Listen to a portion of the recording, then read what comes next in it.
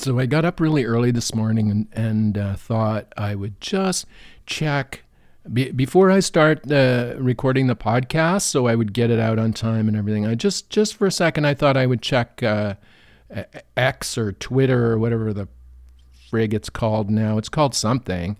X.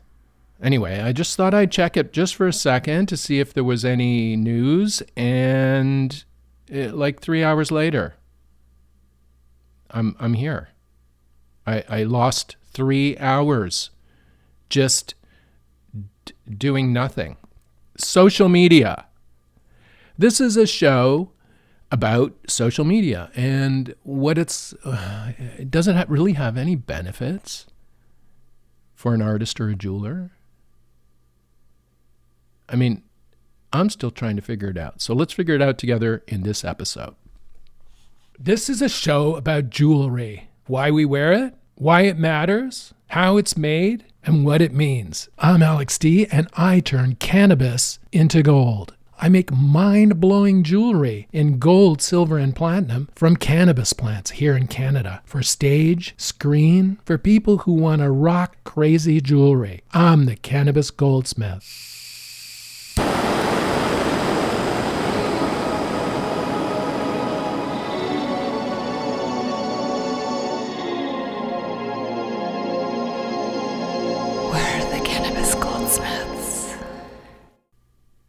It's so easy to get lost in social media because it's all been designed just to do that.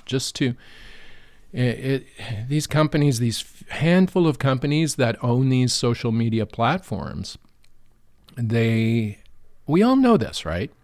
They've all designed them so that it's impossible to get off them. It's really hard. Even in the case of, I know some of you, probably most of you, are not on Twitter or weren't on it beforehand, but I was one of the unfortunate few that I started on it in 2009, which is super early days for Twitter. I was never one of those blue check snobs that somehow managed to get a blue check from a previous newspaper employer or whatever. I was not one of those people. I was just it was just part of my my entire internet presence at the time. So I thought I might as well get the handle for our internet domains at the time. So I did, and then I didn't even touch it for like 10 years. I didn't even go near it, and then I started using it heavily in the last few years. Listen, it sounds like a drug almost, right? Like using it heavily. But that's what social media is. It's a drug, I think. I've been on the internet a long time. In Canada, I was the first magazine publisher. I used to publish a magazine, and a music magazine, DJ Culture magazine in Canada, a national magazine called Tribe. And when the internet first became apparent back in the early 90s, I had my eye on it, and I launched a BBS, which is, you old internet dinosaurs will know what that is, but a BBS is a kind of a message board technology that existed before the web. So it was all just text, right? And it used things called modems, which used telephone landlines to communicate with the internet. It was all like prehistoric, basically. But I wanted a BBS, and a BBS was mostly for computer geeks back then. There was no web, as I say, no like, you know, those glowing text letters on a black screen. That's what it was. It was that, and it was modem sounds, like sort of fax machine-y kind of sounds, but even more weirder than that. If you ever listen to a modem talking to another modem, holy fuck, like aliens. Anyway, so I started this magazine in '93, and this is before the web hit fully in Canada anyway. So I thought, let's get a BBS going. Maybe I can find some other people who like house music in Canada. Maybe they're on the internet. And so I launched this BBS, and I think we had maybe at the most 12 members or something like that. But I mean, there were only probably 16 people on the internet at the time in Toronto. So This was a huge capture of the demographic. So anyway, then the web launched, and I thought, okay, let's put us on the web. And so I did. And I got on the web very early. The first magazine in Canada, the first consumer magazine in Canada, the first magazine in Canada, really, to have a website. So we were there too at the beginning. So I've been on the internet a long time, and I saw when social media launched, when Facebook started taking over. And I watched it all with some interest, actually. But fundamentally, I saw how they were trying to capture people's attention, and they do, and they capture my attention too, but for the entirely the wrong reasons, right? So it's led me to think recently about what is social media? What is it? So here's what it is technically. It's an application layer. Now, what does that mean? It's a bit of tape on top of the internet. Social media platforms are not the internet. They're applications that rest on top of the internet. They are the tape, the veneer on top of the internet. Now, they're owned by a handful of companies that operate these corporations or sites, and they're massively wealthy. They're hugely staffed. They are determined to extract every single dollar they can out of you, and the way they do this is with time. So the more time you spend on their platforms, the better it is for them.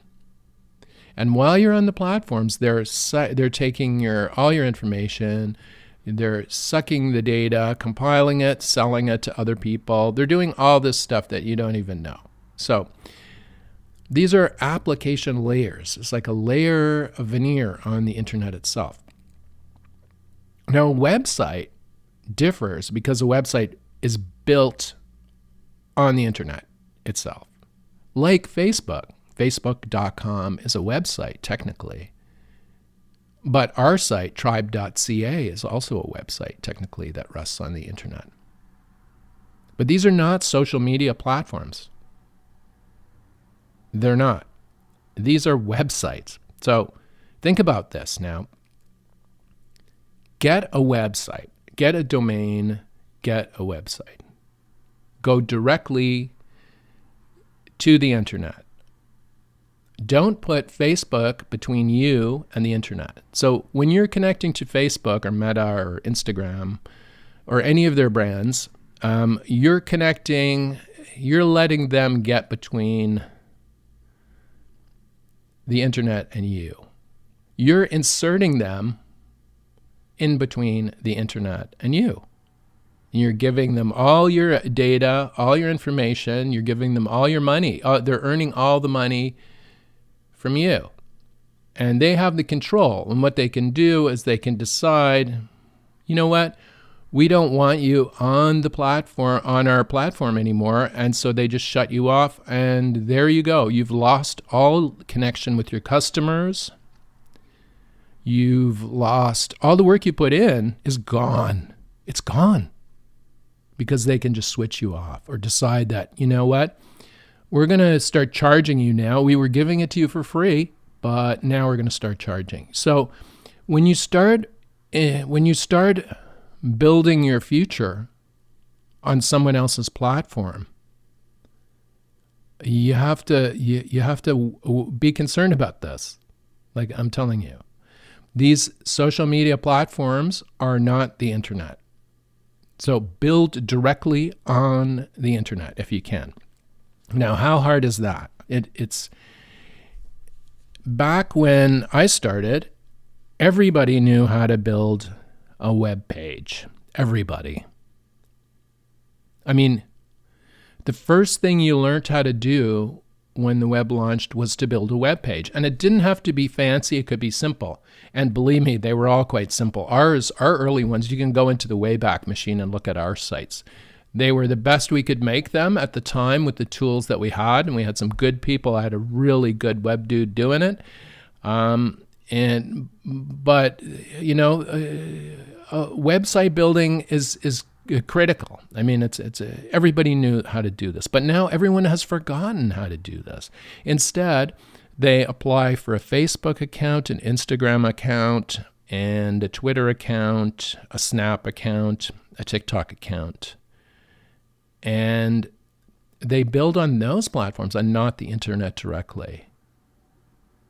Now, these platforms want you to do that because they have full control over your content and what they can do with it, who sees it, and they can also apply the thumb screws to you. It's like, okay, we're not going to show your content to anybody unless you start paying us for views. And if you've ever used Instagram, you'll see the messages. They're coming at you. They're like, okay, we can show this to people who aren't following you, but it's going to cost you this much. Now, do you want to be blackmailed like that? Do you? I don't. I mean, do we have to deal with it? Well, if you want to use Instagram to market, you're going to have to deal with it. If you want to use X is not whatever the hell it's called. If you want to use Snap to market, you're going to have to deal with their rules and regs, their commissions, their ability to take money from you and show it to the wrong people, which they do. They'll say, okay. I mean, Google's in all kinds of trouble for this now, for the ads that people have bought on their service, and it turns out they were getting shown to the wrong people, or not getting shown, or counted wrong, or whatever. I mean, you see, you're allowing other people to manage the internet for you. So what I'm suggesting here in this episode is that get to know the internet directly. Learn how to build a web page. It's super easy to do. And even if you don't want to do it the old-fashioned way, like we had to do it with like text editors and shit. Today, you can get WordPress for free. And it's an easy way to build websites. Again, WordPress is not an application layer here. WordPress is a tool that allows you to build directly on the internet. So this is what you must be doing. Get a web domain for if you're an artist or a designer. Get a web domain. Now, granted, most of the good ones are gone now, but you're the artist. You can be creative. You can figure that out. You can figure a name out. It has to make sense to you, right? You're the artist. Don't think about how other people will see it just yet. Just think about, find a domain name, buy it, and lock it in. And then start investigating how to use it as a home base. Now, granted, a lot of you probably already have web pages. Good for you and great, but this part isn't for you. So just chill for a second. So here's step 1, get a web domain. Step 2, do some basic research on how to set up a page, just a single page for you, directly on the internet, not on Facebook, not on Instagram, not on any of these platforms, but directly on the internet. Just put up a page, and even you can put a bit of text on it saying, home. This is my home. All these platforms can like do whatever the hell they want, but you can always come back here to find out what's going on with us or our products or our ideas. Unfiltered. I mean, you can come right to us and find out what the hell is going on. So, build a web page. It's not hard, and there are tools that make it easy. There's Squarespace. I think I hear ads for that all the time. I use WordPress on ourtribe.ca. I use WordPress. I've used other kinds of they call them content management systems. Really sophisticated like. But it's just like If you've never used them before, they're just like if you're writing a letter in software, in Word, Microsoft Word or whatever, it just formats it for the internet, and it does all the coding for you. Basically, you just write it in, and it'll figure it out. Build a web page. It's important. I think there's going to be a lot of crap ahead with social media companies, and we need to be operating directly on the internet. It's important. So if you can get a catchy URL, domain name, go for it immediately. And even if you're not ready to build a web page, invest in a domain name and keep it. You don't have to do anything with it just yet if you're not ready, but I suggest you do get cracking and build a web page. Even a basic, simple one. Even one that says, hey, I'm artist so-and-so. If you want to learn more about my work, email me or send me a letter at this address or whatever. I mean, it can be that simple, but that's you. That's your home base. Do it. Put it up there. But even if you're not ready to go that intense distance of investing maybe 5 minutes of time typing that into a thing so that you can have your own web page. I mean, buy the domain and keep it. Keep it.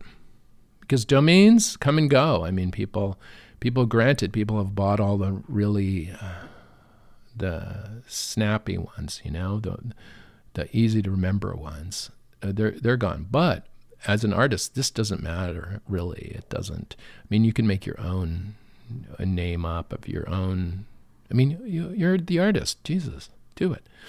Anyway, so back to the rest of you now. The idea about the web, we have to operate on the web. It's important. These social media companies are crazy.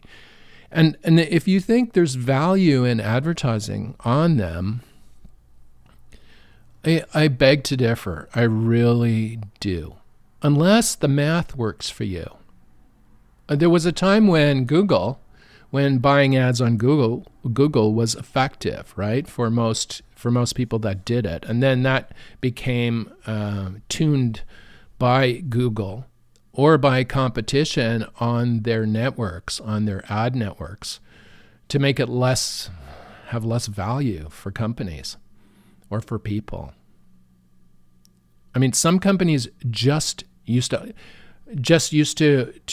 work the margins of ads. Like what they would do is they'd have a product that it could be anything. They didn't even care what it was. It could be anything, right? Let's just say a widget. Well, we need a new name for widgets. But anyway, a widget, okay? So they buy, if they buy $10 in ads on Google, they get $20. They sell $20 worth of widgets. And then, so why wouldn't they start running huge volumes of ads on Google in hopes of making this, doubling their money on these widgets that are absolutely meaningless? The widgets mean nothing to the people that are doing this, right? They're just in it for the money. So the efficacy of the Google ads are great because, they're working. They're obviously, if you buy $10 and you get $20, like that's that, anybody can see that this is working. But then what happens is you buy $10, you get $19, and it starts dropping quickly, and then it's 10, and then it's even. You buy $10 worth of ads and you get it back. Then you don't get it back. Then it goes into the negative. So you buy $10 worth of ads, you might not get anything back. You might get one back. You might get one sale that's really big, and then no sales forever. This is what happens to it. So in the early days, there were companies that used to work that margin at scale for advertising and just rake in the cash. But that day is gone. Now the internet has been so atomized by the platforms. Like, You're hold on. You're thinking now, oh, well, but doesn't Google control search? So even if you have a website, they control who goes to the website. Yep, that's an issue. However, that's one issue. So you can get your website out in other ways besides Google. Like I'm doing a podcast here. I can say, go see our jewelry products at tribe.ca. See what we do. Read about us. This is our home. This is where we are. I mean, you can go to us directly. Instead of going to Facebook or Instagram, you can go to our Instagram site if you want. But really, my heart isn't in that. It's in our product design. And if you want to find out about that, come to our webpage at tribe.ca. Now, you could say something like that, too, about your paintings, right? Or about your pottery or whatever. You could say, look, we are on Facebook. However, our webpage is like our come into our gallery on our webpage.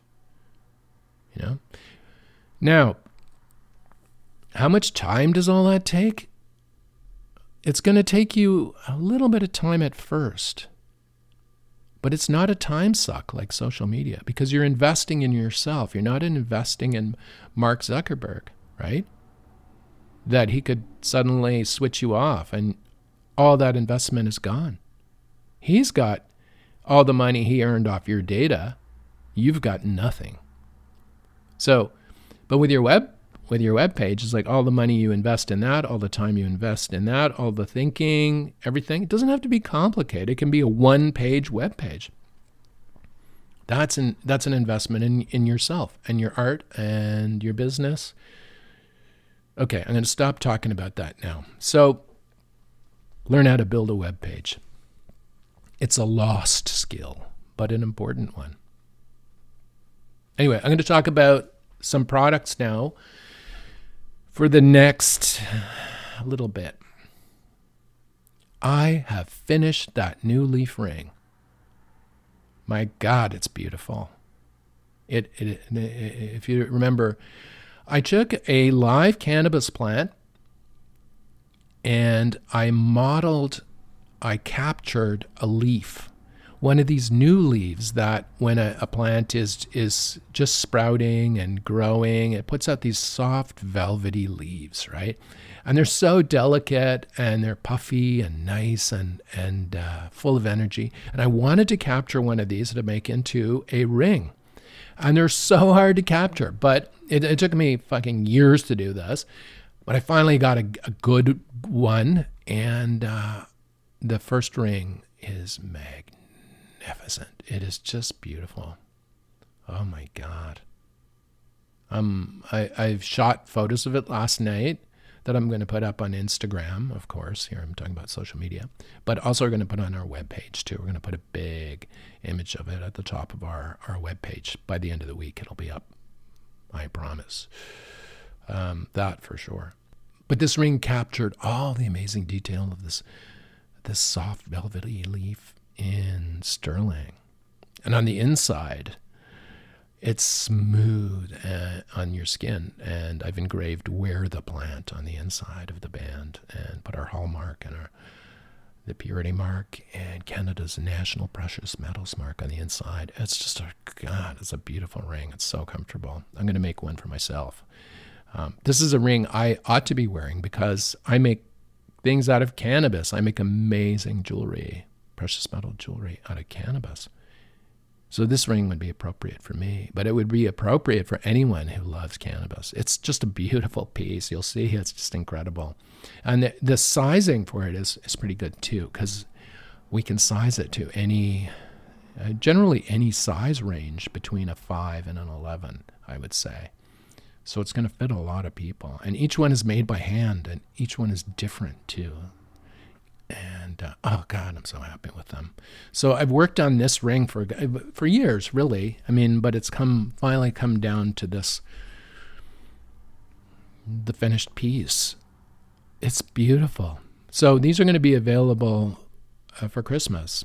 and we intend them for gift giving, for people to be giving them to other people. But if you put one on your finger, you'll want to keep it for yourself. Trust me on that one. So I'm doing that, and then our charm bracelet is complete. I am going to photograph that now. It's taken so long because I kept looking at it, and I kept thinking, okay, no, I want to put another charm on there. I want to put another charm. I want to put bigger charms. I want to put different ones in there. So I kept making different charms for it, and now I've got it locked down to the ones I want to include with this bracelet. Now, this bracelet is, anybody can wear this. Anybody. It's completely gender neutral, but you have to have a bold personality to wear this piece because it's enormous. It's a huge, huge sterling thick chain, and dangling off this chain are a boombox or ghetto blaster, they used to call them, in sterling silver, a dab rig in sterling silver, a bong, a little water pipe in sterling silver, a bud in sterling silver, a psilocybe cubensis mushroom in sterling silver, and a leaf, a cannabis leaf, a live cast, one of my live casts in sterling silver. That also has a roach clip at the end where you can use it as a roach clip or a keychain or whatever. Now, each one of these charms is attached to the chain with these little carabiners, the mountain climbers use, but they're sterling silver. Everything here is sterling silver. And heavy too, like massively heavy. But each one of these pieces, pendants or charms can be unclipped and then used as a pendant on your necklace or whatever if you want to do that. They're all separatable from the chain, from the bracelet chain or the wrist chain. Now, I designed this piece that I designed visually. So the image I had in my mind was of a hip hop artist standing on stage with a microphone in his hand. He's looking out over this sea of people, and on his wrist is this charm bracelet with all these pipes and bongs and leaves and stuff. Huge. It's totemic. It's massive. And here he is holding onto this microphone, and the camera zooms in and captures all this, like his face, the microphone, the bracelet. And this is how I saw this bracelet, even before I picked up a pen and drew it out. Like, this is a mega hip-hop piece. This is like just a killer piece for stage. It took hours and hours and hours to make. Each pendant is like each charm is a full-size pendant that had to be individually designed, cast, and finished. That's just a crazy amount of work went into this piece, but it will last forever. And it's meant to be a showstopper on a hip-hop stage for a musician or whatever who's bold, who can rock a bold piece like this. So anyway, I finished it. I'm going to photograph it, and that's going to be at the top of our page, I think, for a while. But I'm really so happy with how it worked out. Some of our pieces take a long time to make, and well, you can hear if you follow this podcast how long some of them take to make. It's not something that is spat out of a machine in China. All this is carefully made here in Canada. Anyway, today I'm going to do a little bit of social media posting, but I'm not worried too much about it. To wrap up about the social media, look, build a web page, learn how to build a web page, get one up there, even if it's look, do it. Just do it. This social media stuff is out of your control. You're giving away you're in a hamster wheel generating money for someone else with social media. Invest in yourself. So I guess that's it for the Cannabis Goldsmith this week. I'm a bit late today because I was on social media wasting time. That's another thing. Like, people you think they'll see your product and they'll go to your store and buy your product. No, they're mired in some social media polarization vortex. They get sucked off into some whirlpool designed by the platform owners to keep you there on the platform and not buy the product and leave, So think about that too. Anyway, I'm going to stop railing at the platforms now. They all suck. Mark Zuckerberg. They all suck. Anyway, that's it for me, the Cannabis Goldsmith. If you want to see what we do, go to tribe.ca. Tribe.ca. We're on the web. Send me an email, alexd@cannabisgoldsmith.com. Why do I have a different email address than the website address? Well, because I can, and because I just want to spread the Cannabis Goldsmith joy to the world. That's why I called the podcast this, too. Anyway, woo, what a week. So much. This is all the marketing shit now I have to do. The products are made, they're designed, they're ready to go for Christmas. And now to get the word out and the pictures out in all the ways possible. The Cannabis Goldsmith is produced by Tribe Communications, Inc. in the Thousand Islands area of Ontario, Canada. You can see what we do at tribe.ca. Send us an email, alexd@cannabisgoldsmith.com. Thanks for listening, and we'll see you next week on the Cannabis Goldsmith.